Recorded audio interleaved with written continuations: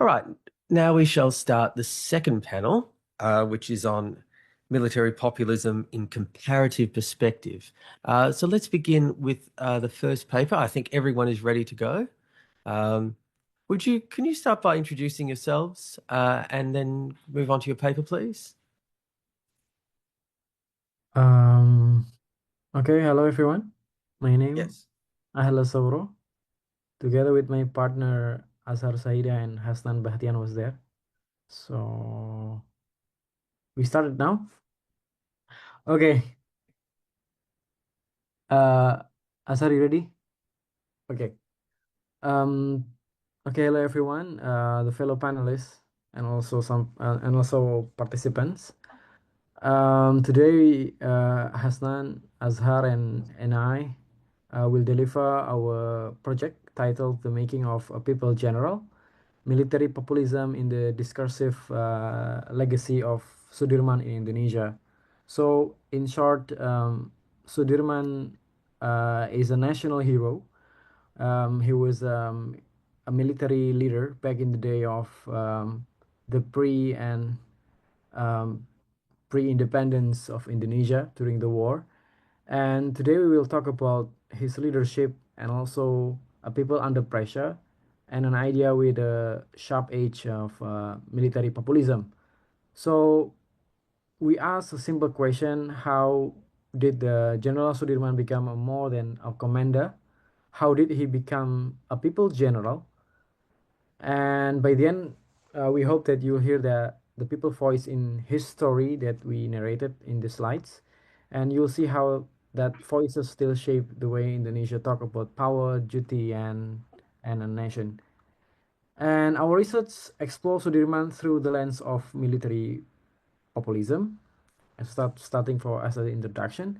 So we trace how the image of Sudirman was made and remade, not only by battles and dates, but by discourse on, including the speeches, rituals, ceremonies, textbooks, and so on and so forth. So we argue that Sudirman was not only a military leader, he symbolized a people will, as he worked with more with people, and his authority rose from collective suffering with people and the idea of anti-elite and anti-colonial, and from the popular will of uh, or what we called as a volonté générale. In other words, we study how the people spoke through him and how institutions learned to speak in his name. So earlier in our discussion, we listened to a presentation by Nicholas, who did mention on the conceptual paper by Yilmaz et al. And at the beginning of our panel, of our speak today conference, as it frames a military bureaucratic populism into two categories: exogenous capture and endogenous capture. But today we try to attempt to add an alternative category, which is called the pure embodiment of military populism. So in this case, we ground this in Sudirman leadership of Tentara Keamanan Rakyat, or the People Security Army, as he united soldiers and also civilians, and he turned pain into purpose and purpose into order. That unity and the words around it is the core of the evidence. So next, please. So our discussion is also cover mainly on the military populism, as we try as we draw the theoretical perspective from this point. As Ernesto Cloclo says, that populism is the people's struggle against an oppressive elite, and the engine of what happened in that time during the Sudirman time is the repeated hardships that people experienced during that time. Pain and loss built what we called as equivalential change, the common language of resistance, as many grievance link into a single us. So from that us, quote unquote, comes solidarity, hope, and oppositional identity. A leader then emerges. This leader then embodies the people demands and articulates their message. Now we add the uniform of the military. When the military stops speaking only as a guardian of a society and speaks as the moral voice of the people, we get the military populism. So, so next slide, please.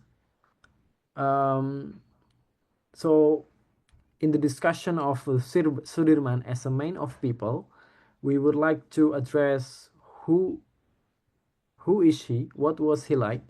So we drawing from the idea by the historian and political scientist Ben Anderson, who described him as a man of calm asceticism and a quiet warmth, gentle in manner and iron in purpose, a simple style that hid a fierce will for the people and the nation.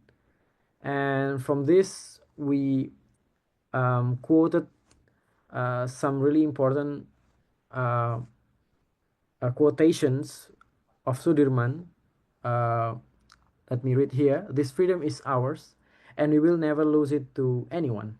Let us show that we really love liberty and can rule and govern our own state.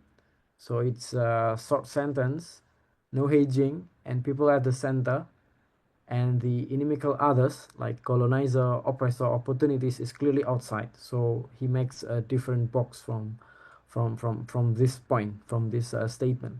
So this voice, to some extent, fits a Locke model, as it names the people, it marks the adversary, and it binds pain to purpose. Next, please. As we did mention on the inimical elite, as we deliver here as a politician and a Dutch during that time. So it's clear that Sudirman draws two lines at once. First, an origin, as he say that the army was born to our people's struggle for freedom, as the military is of the people, not above them. And the second is on duty, as the army defends sovereignty and security. It must keep discipline, obey command, and avoid being a tool of any faction. It must work with groups outside the barrack, because the nation cannot be defended by the army alone. So here's the balance. He resists elite capture and foreign domination. He rejects factional politics. And yet he affirms obedience to the constitutional order. Populist ethic meets republican duty, and people facing inimical others, colonial forces from outside, and the traitors or narrow elites from within, as articulated through a discipline of force. I think that's my part. For the next slide will be Azhar. Thank you, Ahala. Just to continue. So, hello everyone, it's good to see you. To understand the people's grievances in the context of Sudirman, the foundation is suffering. So Sudirman warned, "Do not be dismayed by pain. As we near the goal, the child will grow." And there is a story. One of his colleague, T.B. Simatupang, is one of the elite in military group at the time. He visited Sudirman's house a day before the Dutch military advance in 18 December 1948. He saw that Sudirman had been bedridden for months because of severe illness in his lung. And he thought that a Dutch attack would be madness, and he sensed it would come. And on that same day, he reassumed command from his bed. He had taken the command into his hands again, despite his severe illness. So it was partly a symbol, strategy, and fully articulations of the people's will. And then came 19 December 1948, and the order was clear: all armed forces shall carry out the established plan to face the Dutch military advance. In a radio address, he spoke of truth against brutality, and Sudirman said, truth must be dealt with and dealt with by truth. So here is Lucklow's populist reason in action, and the people's demand becomes change, survival, dignity, and sovereignty.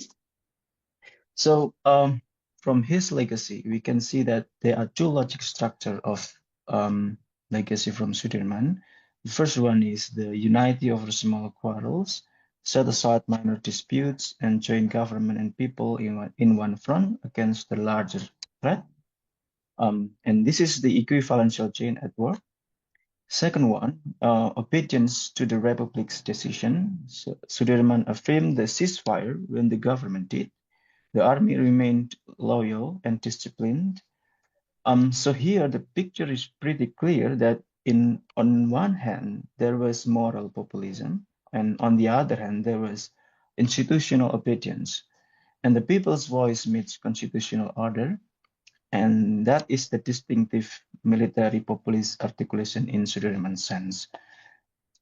And to conclude this a short paper, there are 3 points. First, based on the available records concerning Sudirman, we found that Sudirman fought so that justice, freedom, and prosperity would belong to the many, large population of Indonesia, not the few, including the elite in Indonesian elite.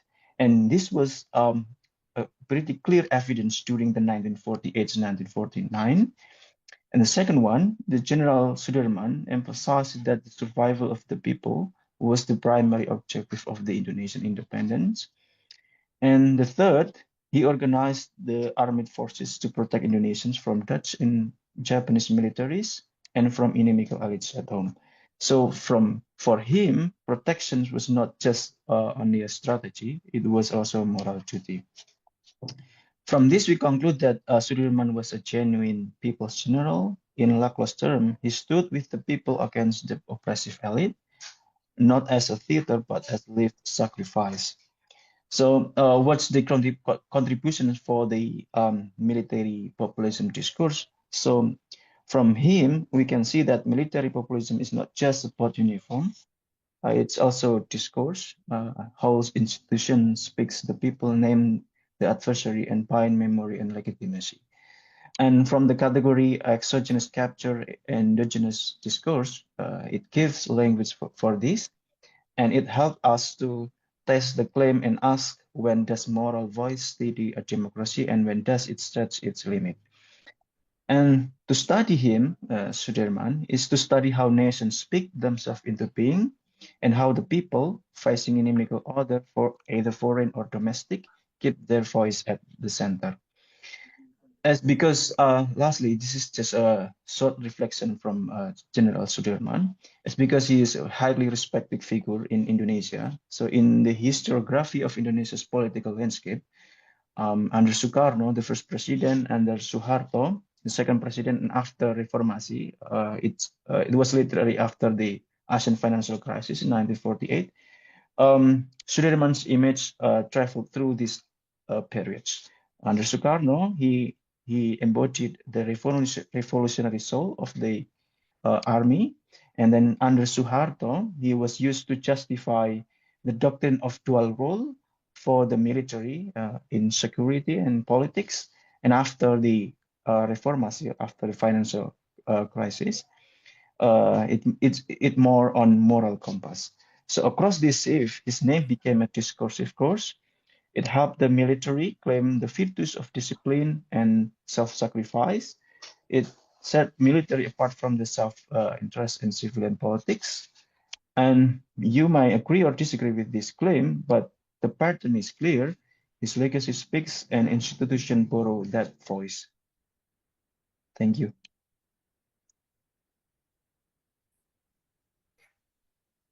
Well, thank you very much for such an interesting presentation, and one that gave us such a contrast, I think, to the other presentations, partly because of the use of Lachlal's approach, but also well, maybe I'll save my comments and questions for the end because I've been writing down some because I found that extremely interesting. So, Omer, I think it's time for you to come up here and speak. Omar, of course, is a PhD student here. Please come to the lectern.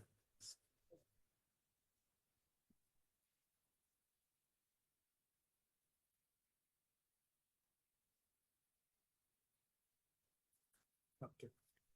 Don't disturb.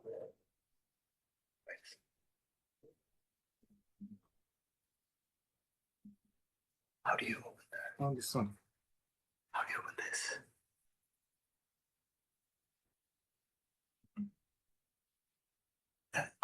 No, not this. Oh, not this one. Go down. Ah.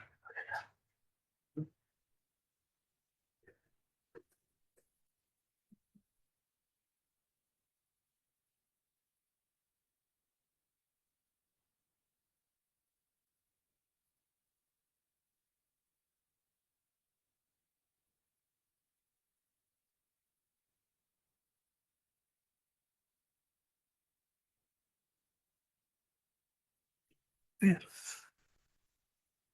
Thank you, Nick, for introducing me. That was a wonderful introduction. I was hoping that you would introduce me in French, but English is fine.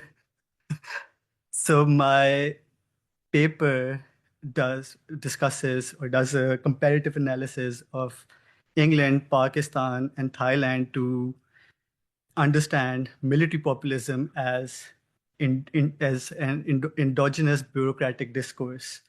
We have seen Egypt, Pakistan prop up in the context of populism studies in extant literature, but Thailand as a case hardly ever props up. And this is despite the fact that we see Thailand's military being so powerful. It ruled the country from 2014 onwards until 2023. Its judiciary, for example, just recently removed a sitting prime minister. Thaksin Shinawatra was jailed for 1 year.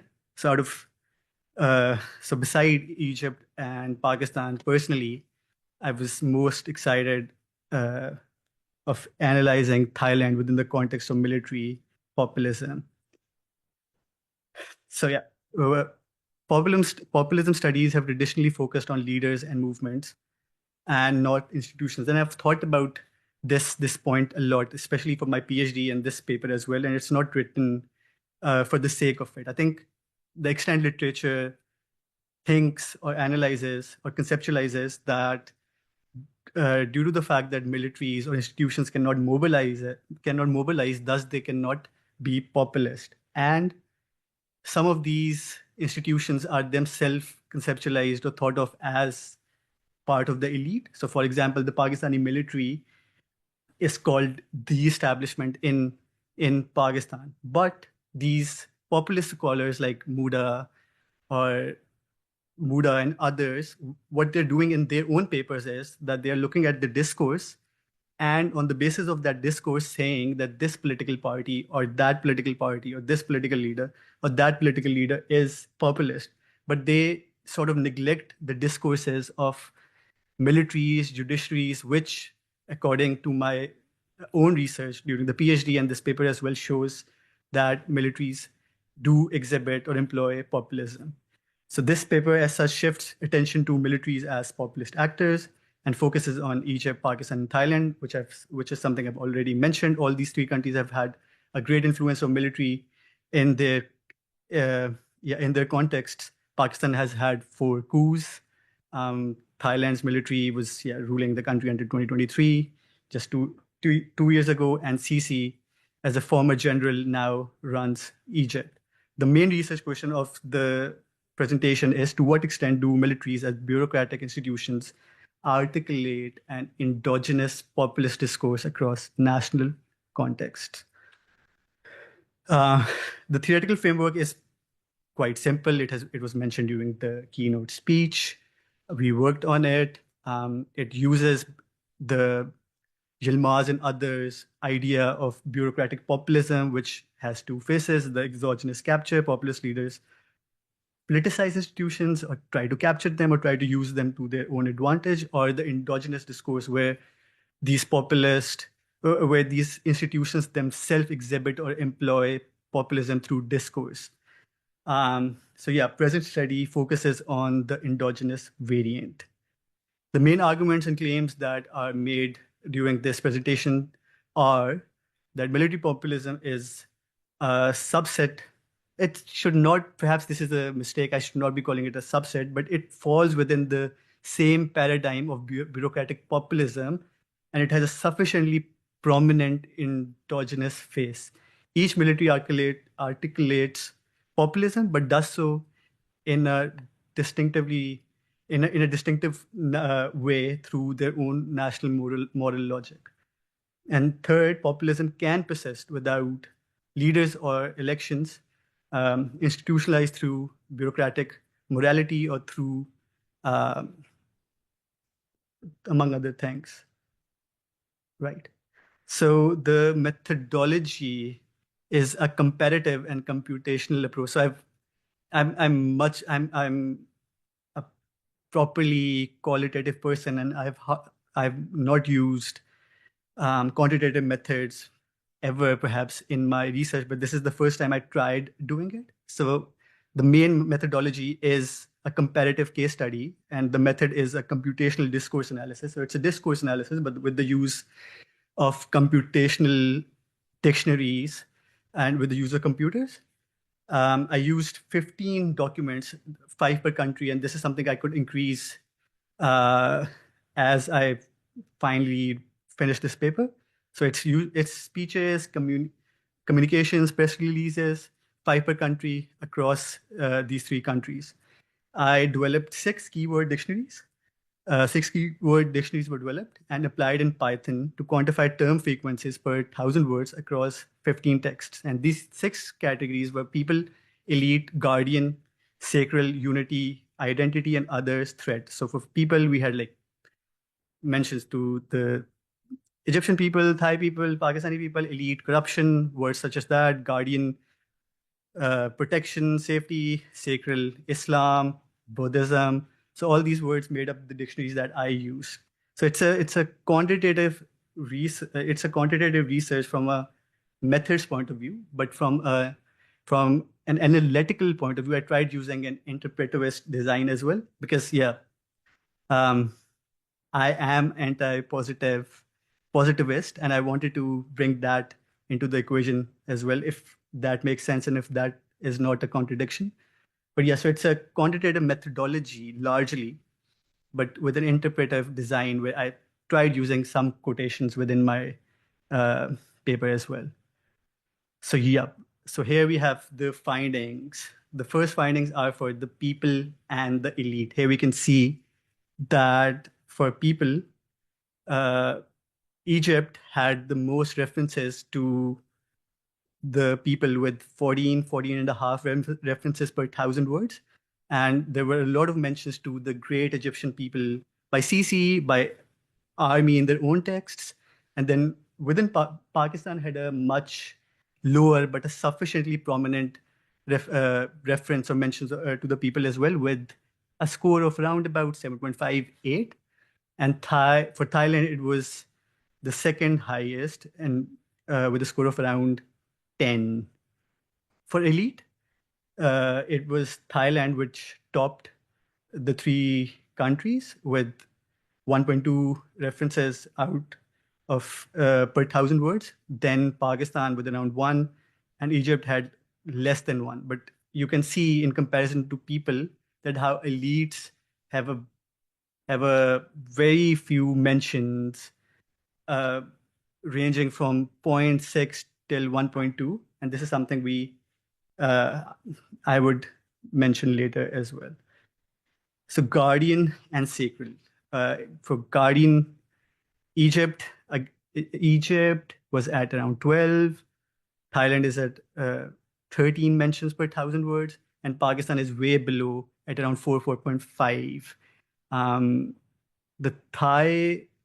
The Thai military, especially during this time, 2014 till 2023, showed itself as protecting the Thai community or the or Thailand from chaos, from corruption. Egypt did the same, especially since Sisi took over, he positioned the army and his office as well as protecting the people from various dangers. And Pakistani army, on the other hand, although it used guardianist logic, but it was done in a very restrained manner, showcasing professionalism, resilience, as opposed to outright guardianism. When it comes to sacred or religious references, Egypt topped the list, with the Egyptian military making a lot of references to Allah, God, a lot of Inshallahs, Alhamdulillahs, and all of that. And Pakistan was second again, because I think Pakistani army within the text try to show a much more professional face. And Thailand, being a Buddhist country, had very few mentions to Buddhism or religion as a whole, with their score being at little over 1. Right. So now we have unity, identity, and others threat. For that, Thailand topped unity identity with a score of more than 10. And within the text, we could have seen that how Thai's military's main idea or their main logic is unity among the Thai people, or the Thai military protecting Thainess as a whole. Egypt was second with 5. It espoused unity, but at a way less level than Thailand. And Pakistan was at a 2, showing a very bureaucratized language as opposed to very populist. Others threat were not at all mentioned. Like, no, I wouldn't say not at all, were seldom mentioned in the text of the Thai military, but they were mentioned quite a few times within Egypt and Pakistan, with Egypt topping this list, right? So if we do a cross-country patterns in military populist discourse, we can see all 3 militaries employ moralized populist vocabularies, but with different emphasis. Egypt blends sacred and guardian themes. Divine national salvation narrative is part of it. Thailand stresses unity and loyalty, monarchic and monarchic cultural populism based on this idea of Thainess. Pakistan projects bureaucratic moralism based on discipline, professionalism, and resilience. We saw that guardian and people categories dominate across cases. Militaries frame themselves as the protector of the nation, and elite antagonism is minimal. It's legitimacy through virtue and not necessarily opposition within these cases. Together, these patterns evidence endogenous bureaucratic populist discourse produced within military institutions rather than by non-military based charismatic leaders. Right. So for the final table, I did a very small comparative populism intensity, where I took all the 6 categories and divided all the 6 categories for each, and divided them by 6, giving Egypt the highest populism intensity with a score of 7.05, then Thailand with 6.14, and Pakistan with 3.93. Egypt had the strongest presence of moral populist language. Thailand sustained but balanced, sustained moderately high populist language, which is quite balanced. Pakistan had the lowest, comparatively restrained, but still it was there through the use of religion, through the use of references to the people, etc. All in all, this shows that there is a steady endogenous discourse across all countries, but which is less than charismatic leaders or party-based actors. So some of the studies that I looked at had scores of 10 till 20 for leaders like Erdogan, had a score of 10, 15 per 1,000 words. Netanyahu had a score of 18, 19, in some studies over 1,000 words. So this score is way less than those charismatic leaders, but it's still there showcasing or showing that endogenous discourse within militaries exist, and confirms the findings of Yilmaz and others. Yeah, so the conclusion is this: confirms the presence of endogenous bureaucratic discourse in militaries, steady and modularized discourse, less intense than that of charismatic leaders, demonstrates variation across national contexts, secular national in Egypt, bureaucratic modalist in Pakistan, and loyalist unity in Thailand, shows that populist legitimation does not necessarily require mass mobilization or personalistic leadership. It can be sustained institutionally through discourse. Future research should expand to other similar national contexts and different institutions. Yeah, with that, I rest my presentation. Thank you so much.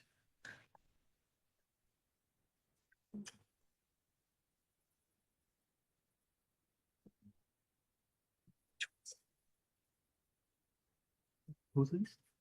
Oh, yeah, that's one. Try again. Sorry? Try again. All right. Well, thank you very much, Omar. Now we shall have Wazisto Raharjo Jati, who is a researcher at the Center for Politics in Indonesia's National Research and Innovation Agency in Jakarta, speaking. So Okay. Thank you, convener, for the opportunity to speak. Before I begin, let me share my screen first.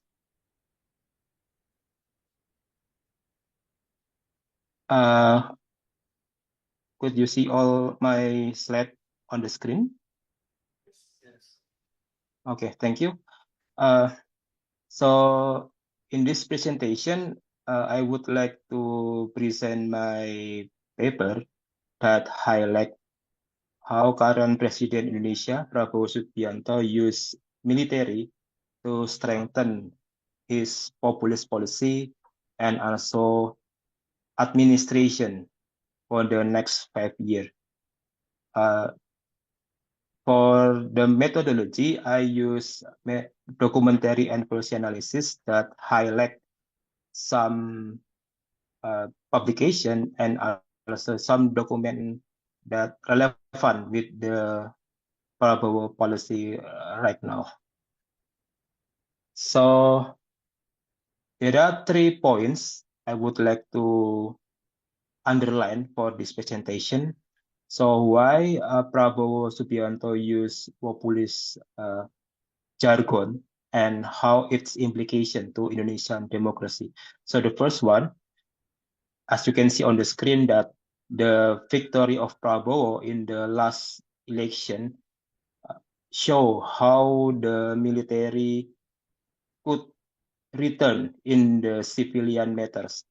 So for most of analysis argue that the Prabowo Subianto victory seems to be a reverse of the post-reformasi agenda, especially how to separate military from politics. And the second one, after being elected and sworn in as the president, Prabowo used some, maybe most of military personnel into civilian roles, especially how to support his populist initiative as he promised in the last campaign. For example, free meal and also food self-sufficiency program. And it also has an implication, especially how to make military to be a professional armed forces, especially how the increasing use of military can hurt the professionalism and defense status. And that's why this also make how the more non-combat tests can also make the military capacity to strengthen defense and also security can be weak. So that's my 3 points to be highlighted. For the conceptual framework, I use 3 paradigms. As you can see on the screen, the first one, I use military populist governance, especially how populist leaders use military structure. to enforce policies and bypassing civilian bureaucracy. And the second one, the bureaucratic populism, how the military use populist discourse to legitimize authority. And lastly, so I took an example of the latest revise of the Indonesian armed force law that broadens military roles in the non-combat duties and increase the number of military officers in the civilian government job. So that's the 3 points that I want to be main framework in this paper. So how Prabowo use military to support his populist policy. So as I mentioned earlier, there are 3 points here. The first one is free nutritious meal. So currently, military personnel heavily involved in the distribution and supervision of free nutritious meal across the school. So Prabowo deploy most of the military troops to supervise how to distribute meals, how to supervise meals, and make sure that it deliver properly to the school. So that's the first military job. The second one is the food self-sufficiency. So to support free nutritious meal, Prabowo also set up some battalions or some additional troops to be a farmer, especially to be deployed in the agriculture production and land management. So it also has an additional job as to make sure that illegal palm oil plantation can be erased. So that's the second point. The third point is the territorial development. So alongside with the food populist policy, Prabowo also set up certain territorial brigade to support rural development and also food cultivation program. So as you can see on the screen, so this is a military officer that check the rice logistic in the state warehouse in Java. So that's the explanation of the picture. And then, so how military respond Prabowo populist policy. So as you can see on the screen, so this is the current Commander-in-Chief of Indonesian Armed Force, General Agus Subianto. So he made up, or maybe he revised the past 10E dual function doctrine that previously the armed forces actively in the social and political affairs, but he proposed a multifunction doctrine that allow Indonesian armed forces to take more jobs instead of defense and security. So he also proposed that military personnel could also work in civilian roles when required. But in reality, many or maybe some civilian jobs in national and provincial level, there are some indication that some military fill in the position. And according to the latest Indonesian Armed Forces law, now military also handles some job that should be domain of the civilians, such as cyber defense, local authority support, and also infrastructure security. So this is the initial implementation of multifunction doctrine that replaced previous dual function in the Suharto era. And how we can see Prabowo expand military to support his populist policy. So as you can see on the screen, there are many expansion of military personnel in this context. So basically, Prabowo underline the territorial development of the army, especially increasing military commands, and then also he set up some military establishments such as a Navy commands and Air Force command. And also he also make some new battalion, especially from special forces like Army Special Forces or Kopassus, and then Air Force Commandos, and also some Marine Infantry Battalion. And to support the expansion of military troops, he also increased the military budget that previously just 166 and now to be 247 trillion rupiah. And most of the budget spending, especially, is being spent to fund some territorial development unit, as I mentioned earlier. So there are 100 battalions and 20 brigades to support rural development and food security. And lastly, there are some military officers in the civilian roles, especially in the cabinet, such as Inspector General, Director General, and also Commissioner in Ministry and state-owned enterprises. So on the screen, you can see this is the Lieutenant Colonel Teddy Indawijaya, the current cabinet secretary that previously he is the ID-in-chief Prabowo during Prabowo as the Minister of Defense during Jokowi period. So Teddy is the one of example how military officer can fill in the civilian job, especially in the cabinet level. So how the implication about the active military engagement to support Prabowo policies. So there are 3 points I mentioned here.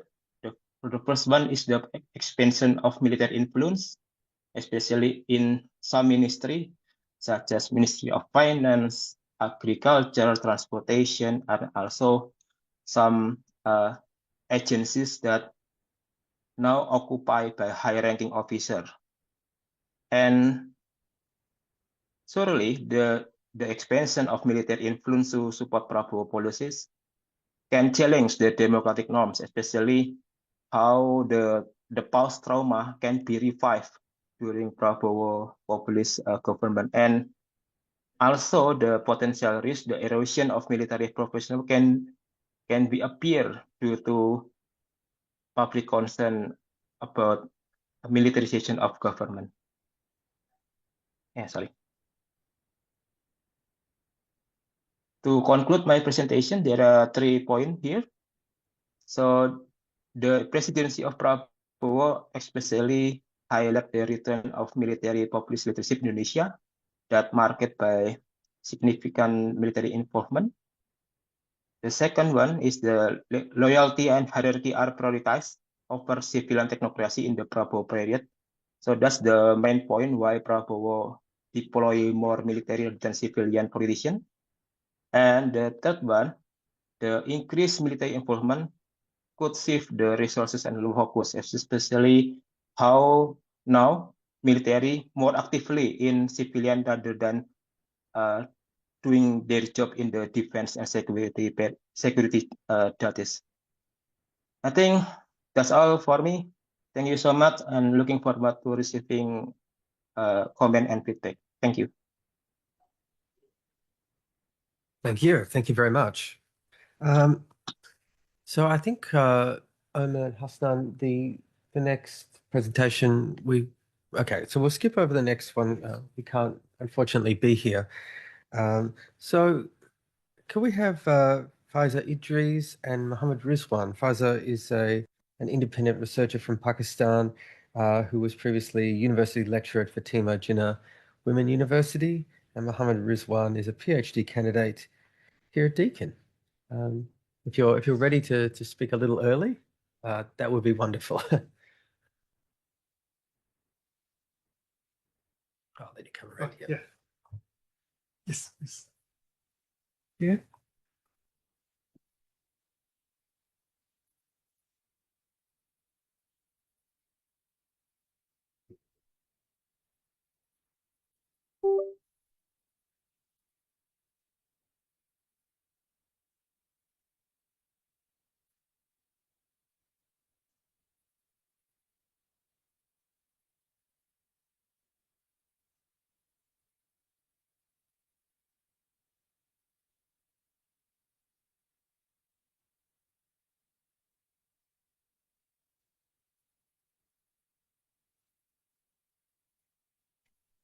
Good afternoon, everyone, and thank you very much for giving me this opportunity.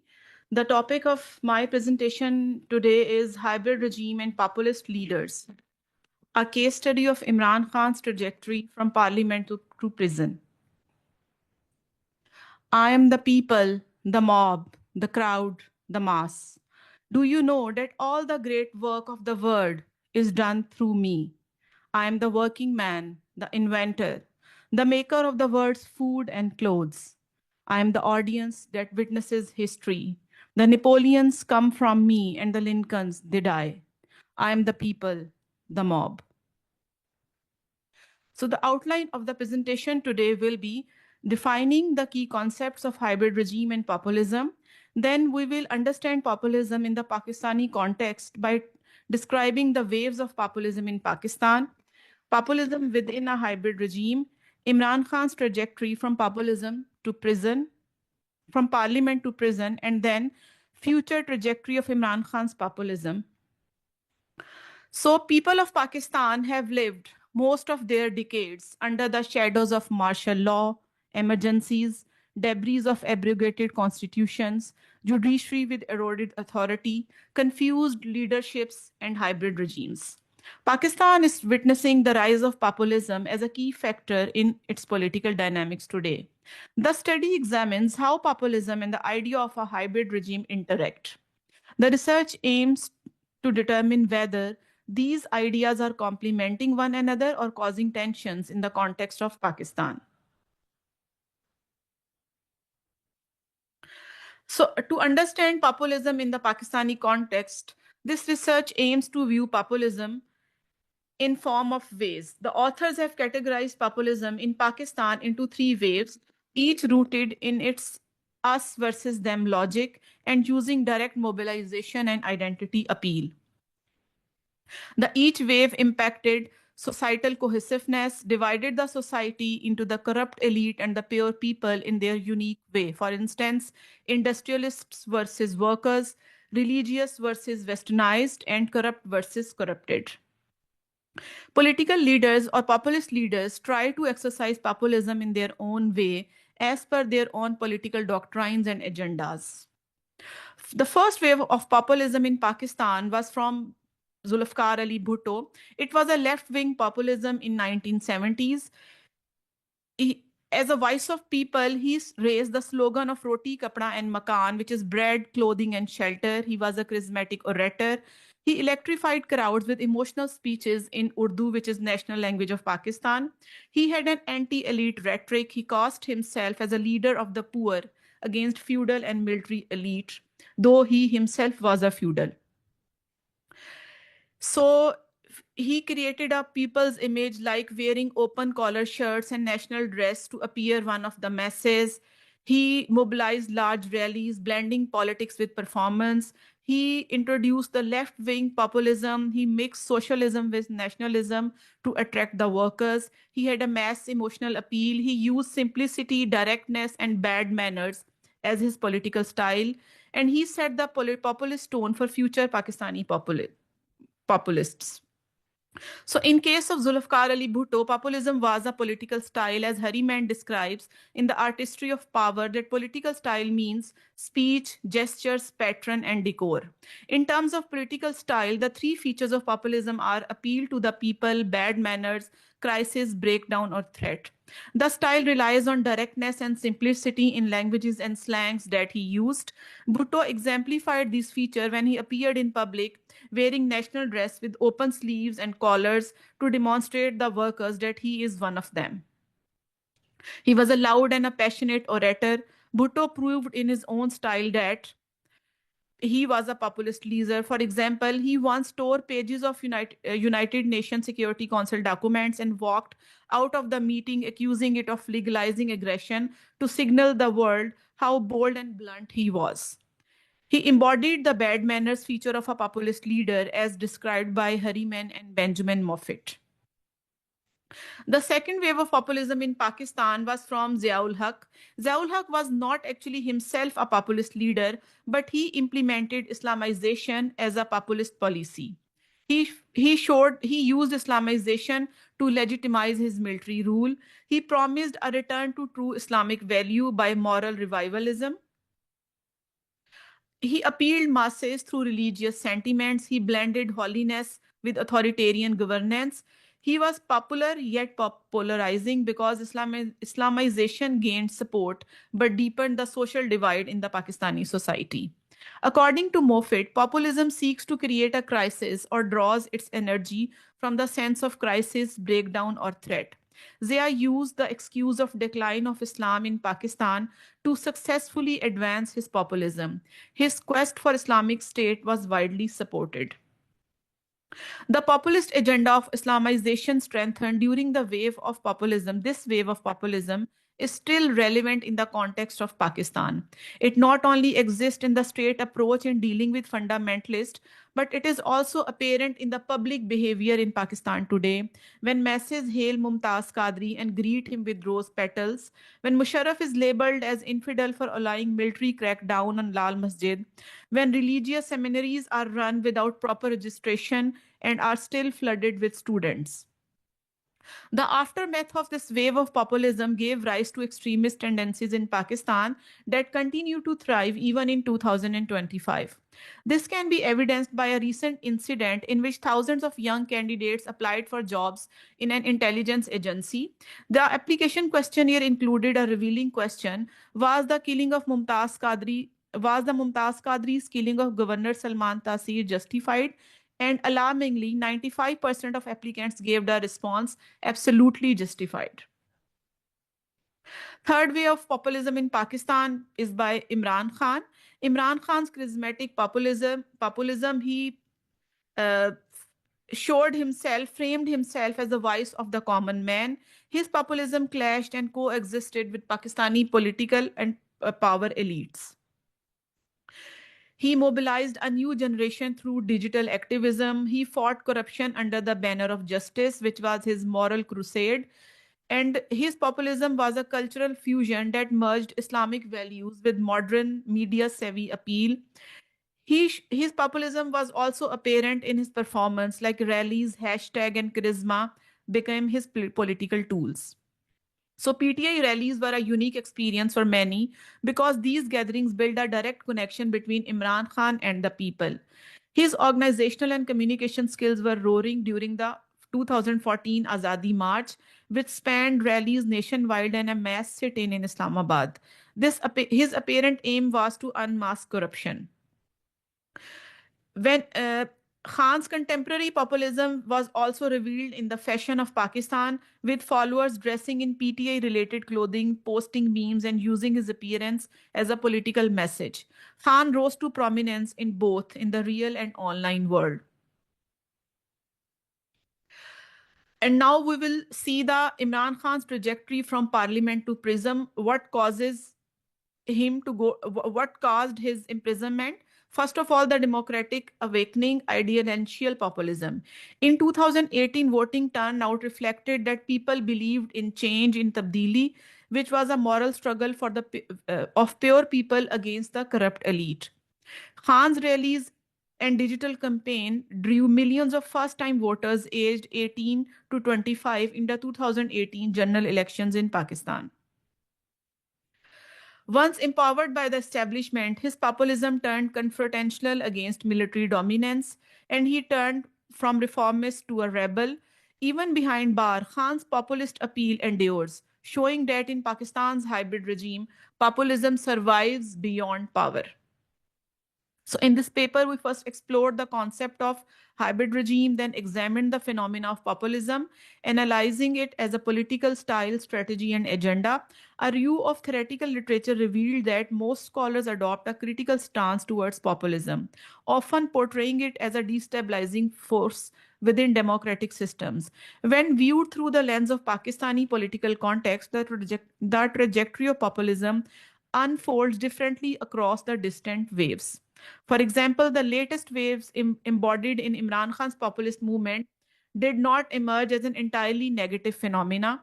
While his politics did generate polarization, it simultaneously inspired political awareness among the youth and strengthened a sense of nationalism that had long remained dormant in Pakistani context. His populism transferred political participation from passive observation to active engagement. He also challenged the so called sacred cows of Pakistan's political order. Yet, the study suggests that when populism and hybrid power collide, it is often the hybrid regime that prevails. Thank you so much.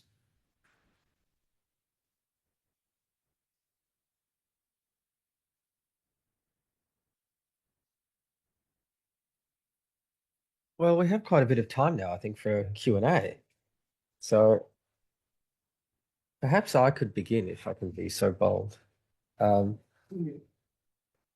To my presentation.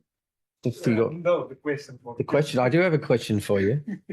I have a question for, actually, I think I have a question for the presenters of and Hassan of the first paper, and also this very interesting one here, because both of them speak, in the first case, to a populism that might be considered positive or good, and something a bit more mixed with Imran Khan, where there's a positive side to it and a negative.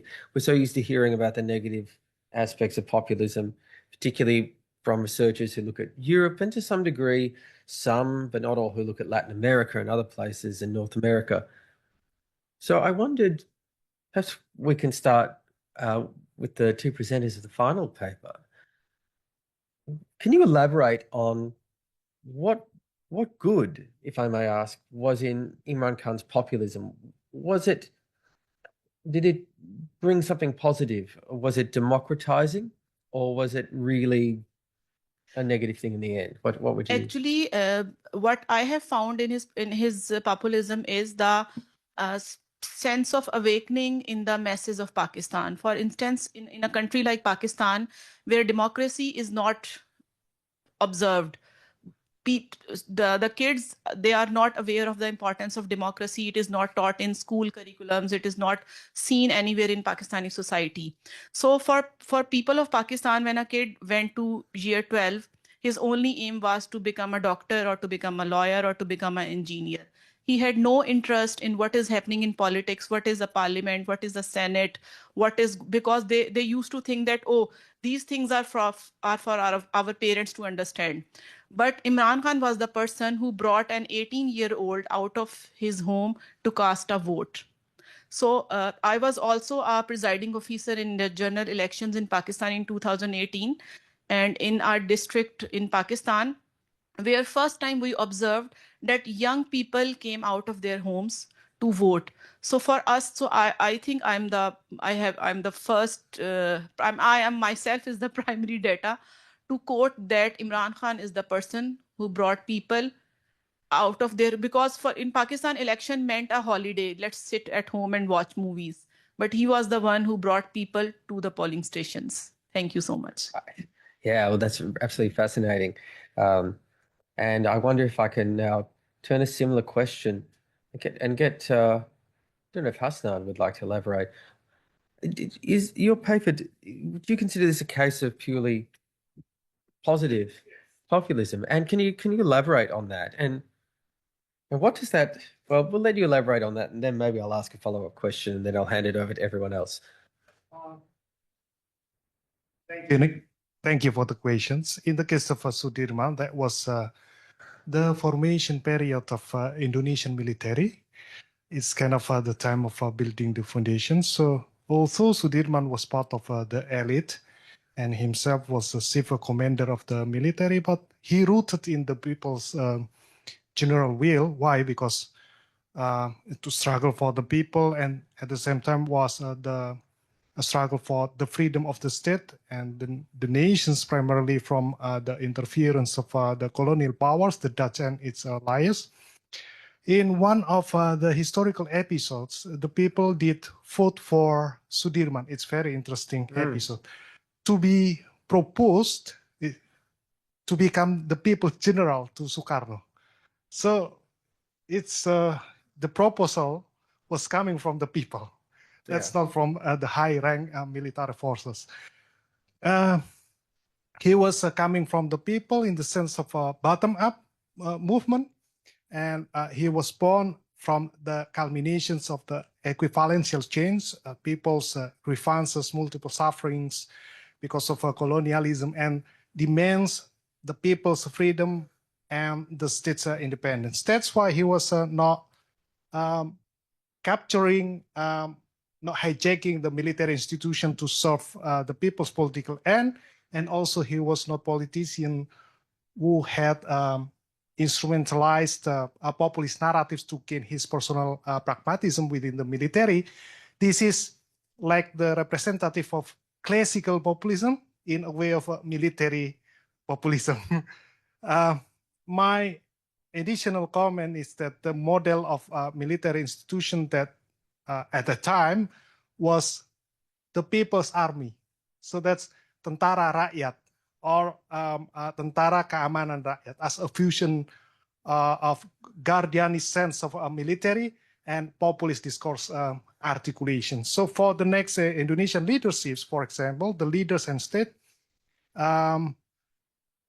military institution, tend to use Sudirman's populist narratives as the justification to capturing the bureaucracy for their own interests. So this shows the manifestations of bureaucratic or military populism in its endogenous form. This based on your conceptual paper. So in other words, the military is the instrument of the power sustenance for both high-rank military forces and politicians, as Wasisto presented. Okay, thank you. Isan, yes, please. I have a question for Omar. Thank you for the good effort. Oh, sorry. I have a question for Omar. Thank you for the good effort. I am very pleased. You search for some, this is a methodology question. You search for some terms and concepts, right? Elite, guardian, sacral. Were you just looking for these exact terms or their synonyms first? Or what about themes?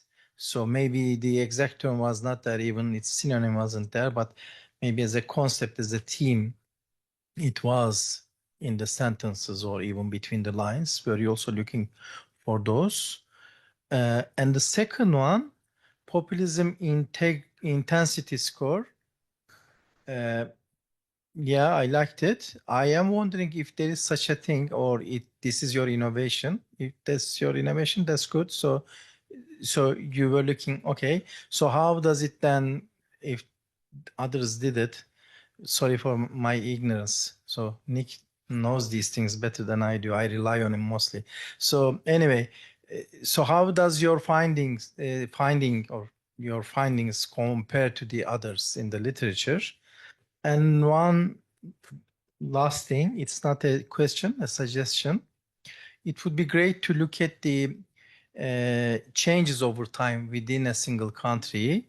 I think I missed which time period you looked at. I don't know.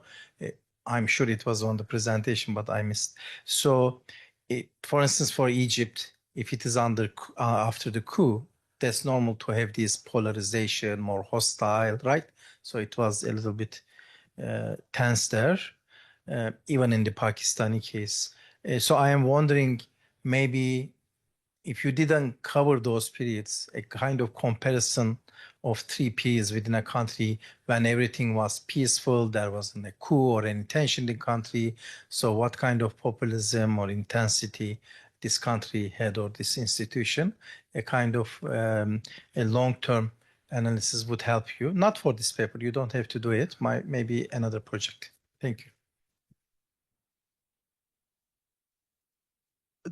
Thank you, Professor Isan, for your questions. I'll start with the last suggestion that you mentioned. It's a very good suggestion, and I would definitely work on it. My paper was looking at the time period from 2014 till 23, primarily because both CC and General Prayut of Thailand, they seized power in 14. So that seemed like a good time. And so, yeah, within the time period, a lot of things, of course, happened with regard to other things, especially in Pakistan, in Thailand as well. Protests, violence, periods of peace. So it would be very good to look at how these intensities changed over time. Your second point was on the populism intensity score. I termed it as such, populism intensity. It's just word frequencies, like an average of it, over the 6 categories and over 1,000 words. Some people have done it. I did not find a lot of studies like this, but I found for my own research like 4 and 5. So as I mentioned, most of them were on leaders and political parties. So Erdogan, for example, had a score of around 10 to 15, 10 in one study, 15 in other, which is not way, but which is more than the scores that I showed, showing that charismatic leaders have a higher propensity of populism than bureaucratic actors. I saw one study on Netanyahu with a score of 18, which is way higher than what we did, because my highest was 7.5-ish, 7 for Egypt. This is like 11 points less than Netanyahu's in that study. So yeah, they've done it, but yeah, I don't think anyone has done it for militaries, which seemed like a good idea, because I was just trying to see their discourse and if they are using these terms, and those 6 terms were something I took from the concept paper, because they were mentioned over and over, like themes of unity, themes of course, people, elite, etc., etc. The first question that you asked was on the themes. Did I look at themes as well? I don't think I did. So what I did was that I made a list of around 20 words, 20 to 30 words for each, and then used that dictionary to see if it is something that shows up within the text. For elite, I had to use slightly more words, because you can see that the score for elite is very less, like 0.56. So I had to increase it to get some score. There were not many references to elite in that, but yeah, I did not thematically looked at it. It was keywords frequency search. But thank you. Your questions were amazing. Thank you. Now, Hasnan, would you like to read out this online question that we have? Thank you, Nick. Specific questions is from Azhar to Wasisto Jati. Do you see that the massive involvement of the military in bureaucratic institutions in Indonesia may deteriorate the decision-making agenda through more technocratic ways? Jati? Thank you. Yes. Could I answer directly or? Yes. Yes. Okay. Yes, please. Please do. Okay, thank you for the question.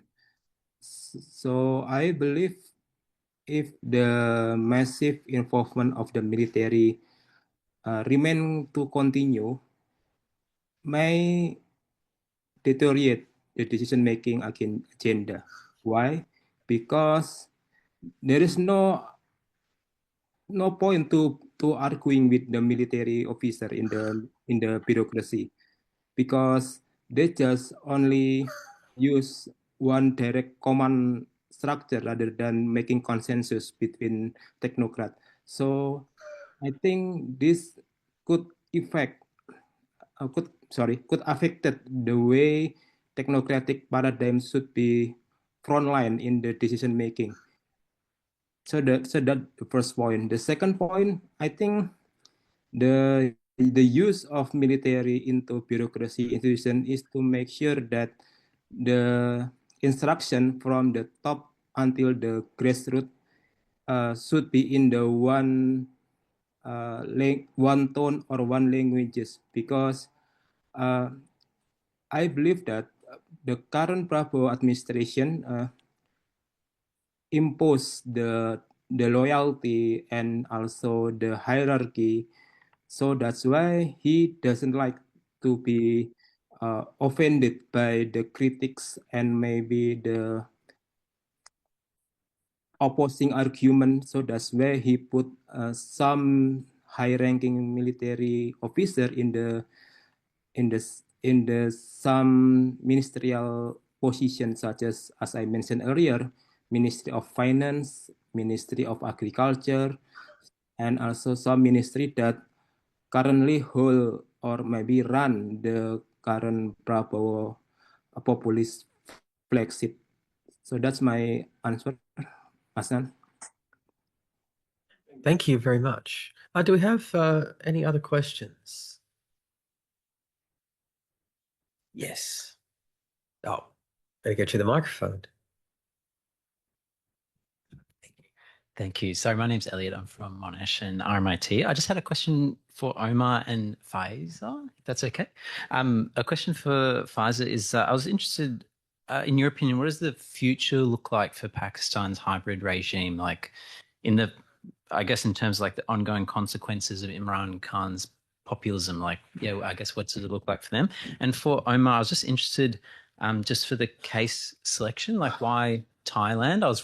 I kind of thought, especially with your, I guess what you were looking at, I wondered if like, Myanmar might fit nicely into some of those metrics you're measuring. And I was also interested in the low elite discourse in the Egyptian army, and if you had any ideas why that was. I kind of figured like maybe they are the elite, but yeah. Okay, thank you so much. First of all, thank you for asking this question, because for my interviews, I have interviewed like 6 people. 2 were professors of history and 2 were journalists and 2 were YouTube influencers who were working for Imran Khan. So I asked this question and I couldn't inculcate that in my presentation because of lack of time, and I thought to put those in the paper that I am writing. So all of them are, just one of them said that Imran Khan is not coming back, but the 5 of them were in the opinion that he will definitely come back, but when the hybrid regime will need him, only then he will come back. So in the context of Pakistan, they kind of reaffirmed our findings that in Pakistan, if there is a clash between hybrid regime and populist leader, hybrid regime wins. So in the future of Imran Khan is, according to the respondents of my interview, is also depends on the mood of the establishment there. Thank you so much.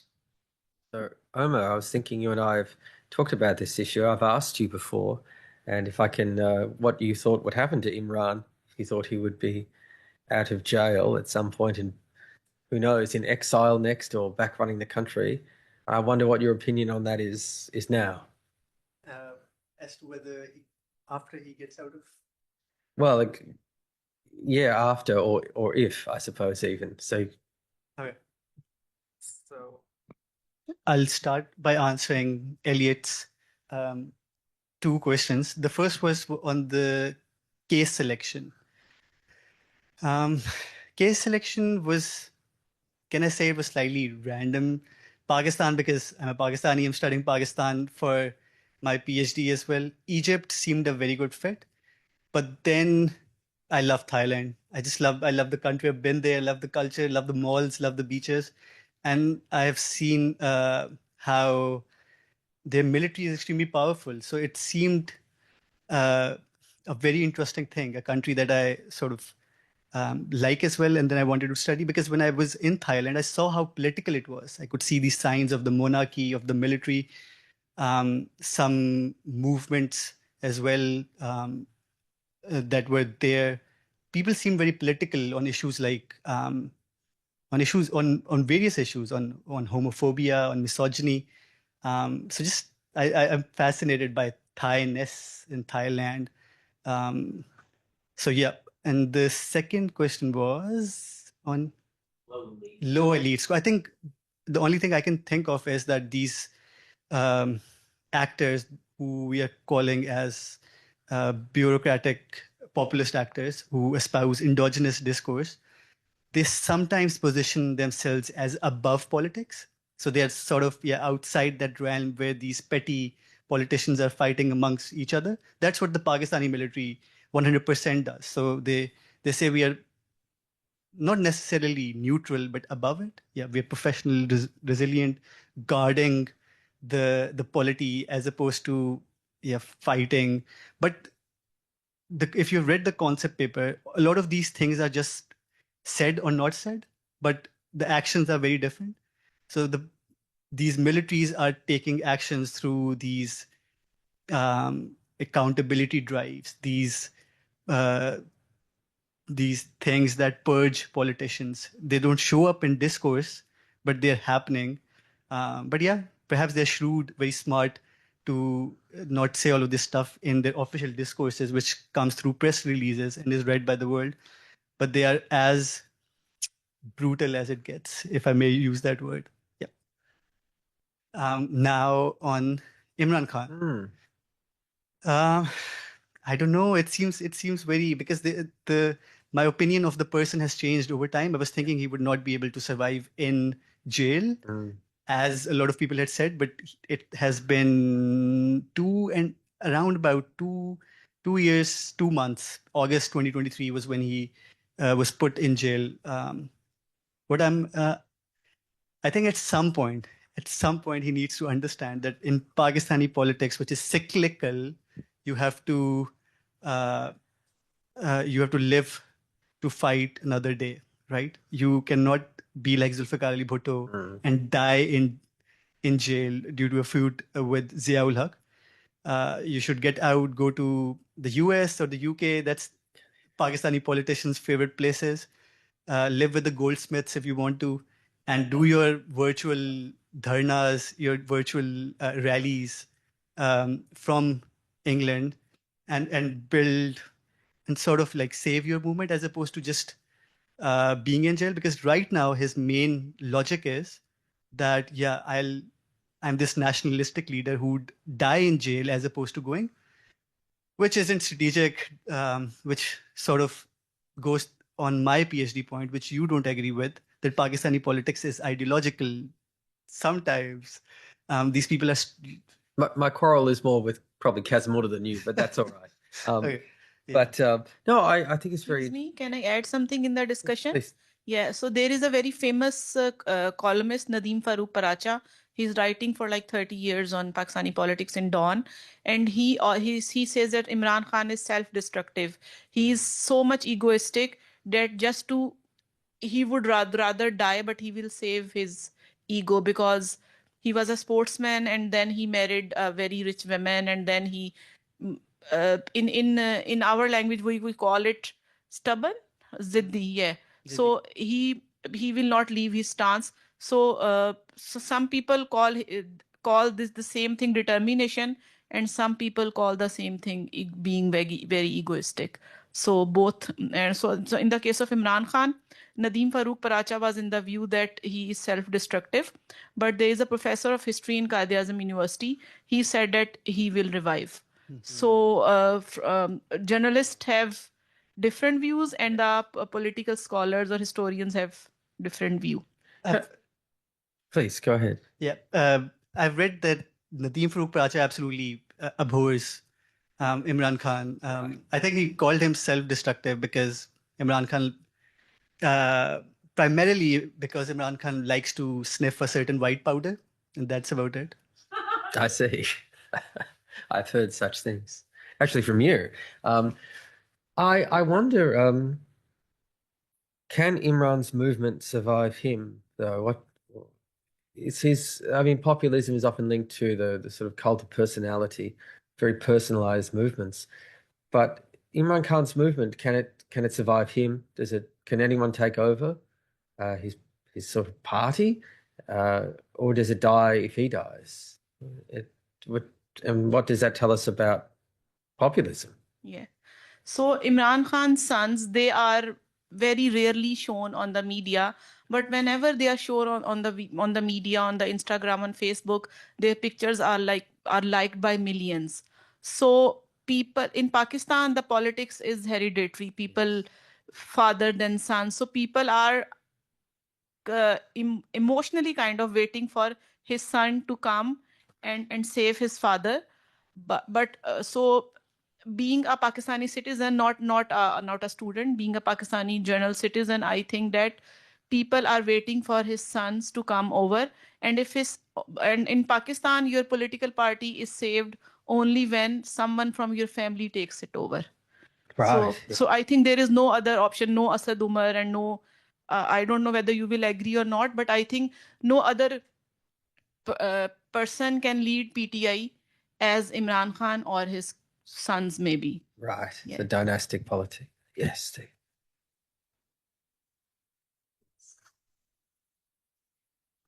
Thank you, everyone. Wars, threats, and fears are beloved by authoritarian regimes, loved by hybrid regimes, loved by populist regimes. We've seen Trump even playing around with the 1812 war as a sort of excuse for attacking the enemy within through ICE and arrests and all the rest of it. When I look at the Modi quiver of tactics, he's added another arrow to the quiver, and that is the Sindoor matter and also terrorism. The Indians have suddenly become the world's leading campaigners against terrorism. And in most countries, war, threat, fear, it's a new version of the other. It works very well. So my question is, in terms of Pakistan, with the problems on both the Afghan border and also between Pakistan and India, how much does the current regime benefit from the war, threat, fear theme?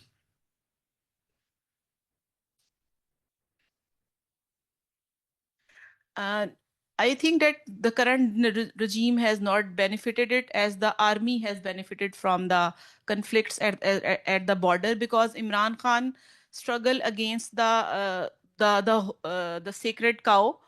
It kind of unmasked the involvement of army in Pakistani politics, right? So people who used to love army, who used the girls in universities, because I was a university lecturer, so I know that girls used to marry an army man, a handsome guy in military uniform.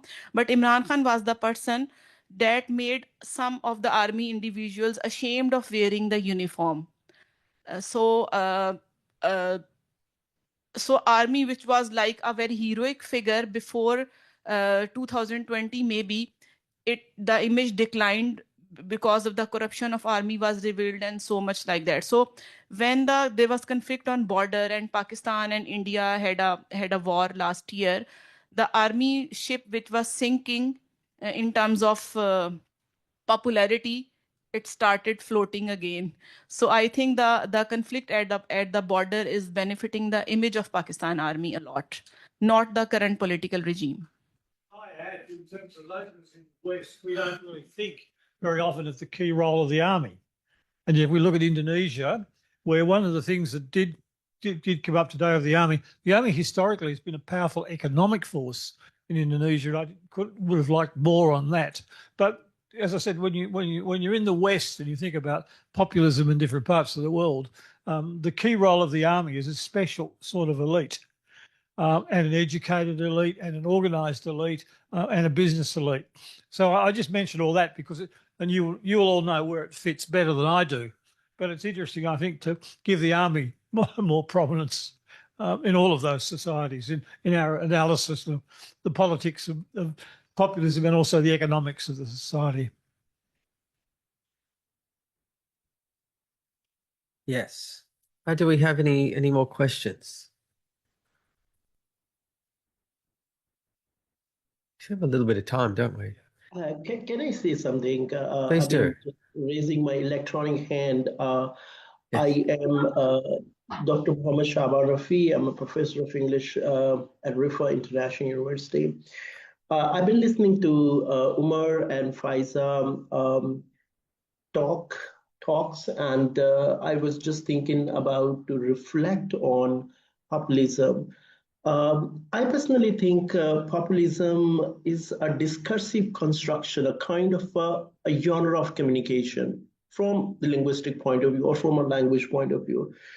And it doesn't remain as a discrete, as Faiza said, one movement, Zulfikar Bhutto, and then it transferred to Ziaul Haq, and then to Imran Khan.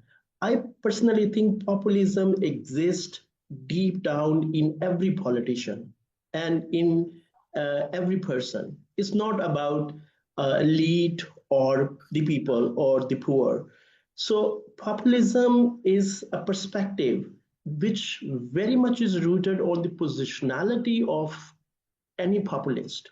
So those who are not in the government, they become populist, because this is a very robust slogan to get popular, especially in Pakistan, because Pakistan is a very special and unique discourse. So I personally think army as an institution is doing great job, is a very disciplined.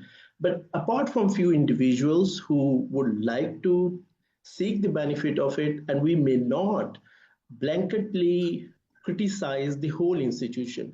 These are just my thoughts, and I don't have any question, but if anybody like to comment, thank you. Yes. Please do. Thank you so much, Pakistan Army Zindabad. I was just telling you what the journalist and the other scholars are telling, and what I have observed after the Imran Khan's case in Pakistan. Thank you so much.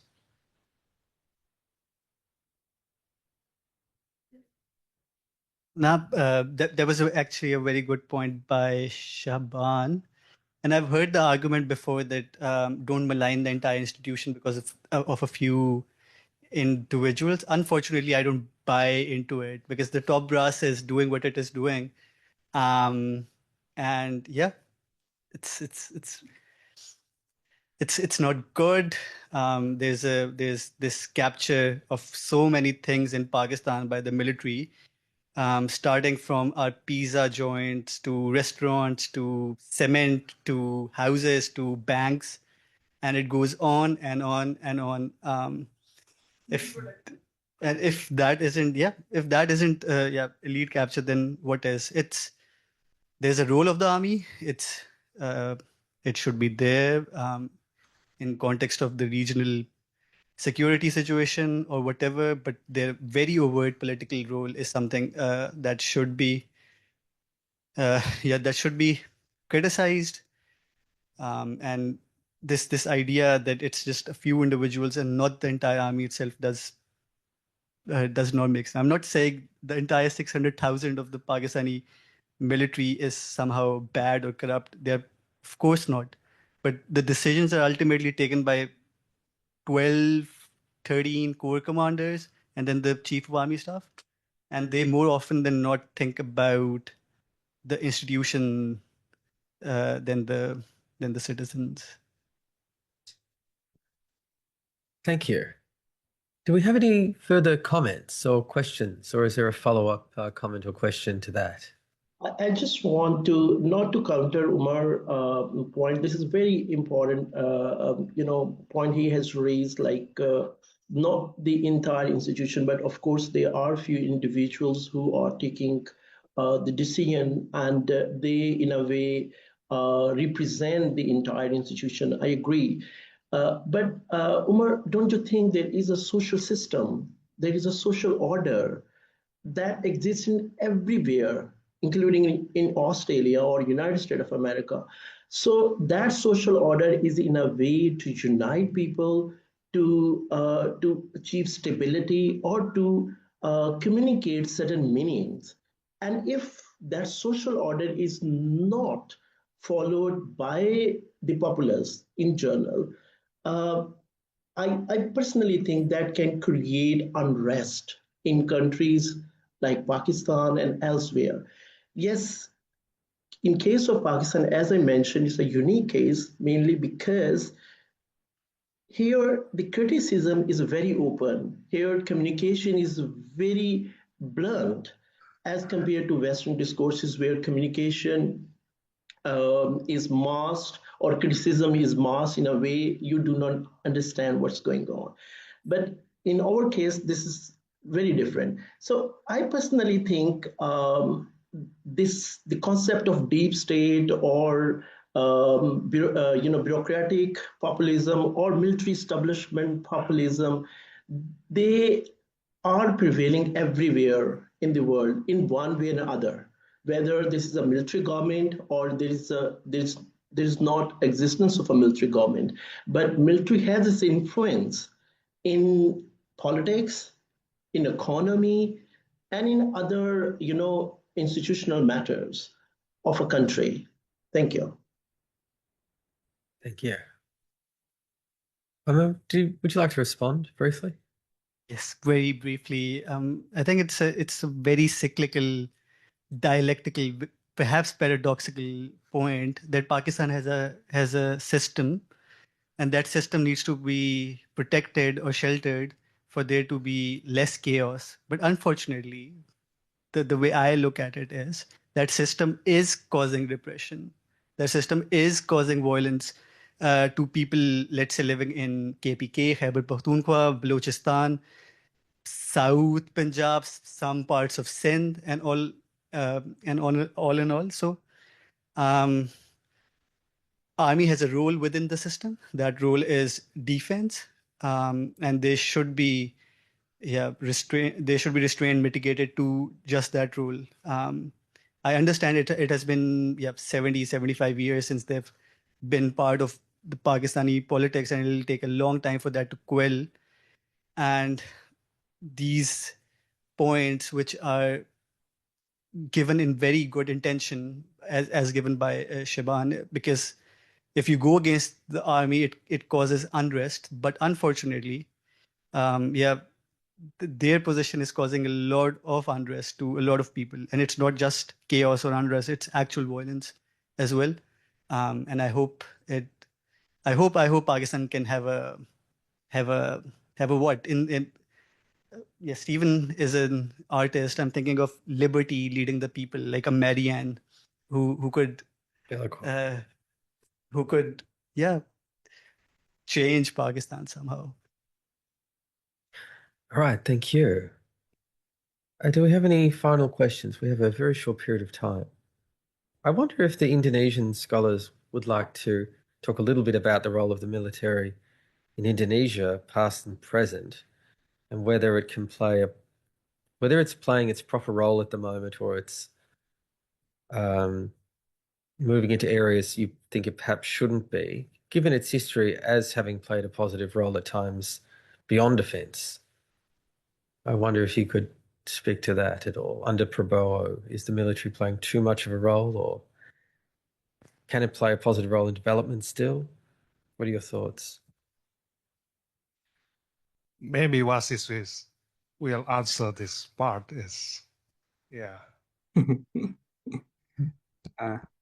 Thank you, Nick, for the. Is it comment?